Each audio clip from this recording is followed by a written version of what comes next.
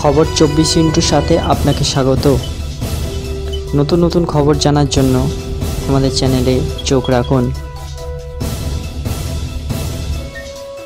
ফের বিরোধী দলের কর্মসূচি ঘিরে ধস্তাধস্তির ছবি সামনে এলো। শুক্রবার দুপুরে পশ্চিমবঙ্গ দিবস উপলক্ষে যখন বিজেপি কর্মীরা বিশেষ কর্মসূচিতে সামিল হন, তখনই তাদের বাধা দেওয়া হয়েছে বলে অভিযোগ ওঠে। ভিড় ঠেলে এগোনোর চেষ্টা করলেও বিজেপির রাজ্য সভাপতিকে বাধা দেওয়া হয় বলে অভিযোগ। মহিলা পুলিশ কর্মীদের দিয়ে বাইক আটকে দেওয়া হয়, এমনই ছবি ধরা পড়েছে।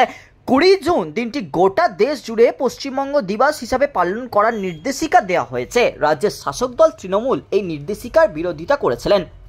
মুখ্যমন্ত্রী মমতা বন্দ্যোপাধ্যায় সাফ জানিয়ে দেন, পয়লা বৈশাখ ছাড়া অন্য কোনো দিন পশ্চিমবঙ্গ দিবস পালিত হবে না।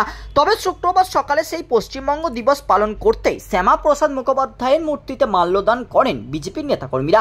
পরিকল্পনা ছিল শ্যামাপ্রসাদ মুখোপাধ্যায়ের বাড়ি থেকে বিজেপির ওই মিছিল যাবে নেতাজির বাড়ির দিকে।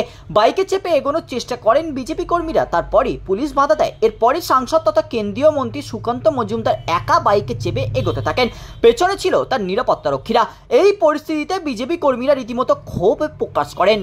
তারা প্রশ্ন তোলেন, কেন নেতাজির বাড়ি যাওয়ার পথে আটকাবে পুলিশ? বৃহস্পতিবার বজবজে গিয়ে বাধার মুখে পড়তে হয় সুকান্ত বাবুকে।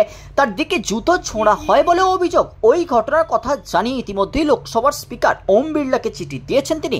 একজন সাংসদের সঙ্গে কিভাবে এমন আচরণ করা হলো তা নিয়ে উঠেছে প্রশ্ন। ব্যুরো রিপোর্ট, খবর 24/7।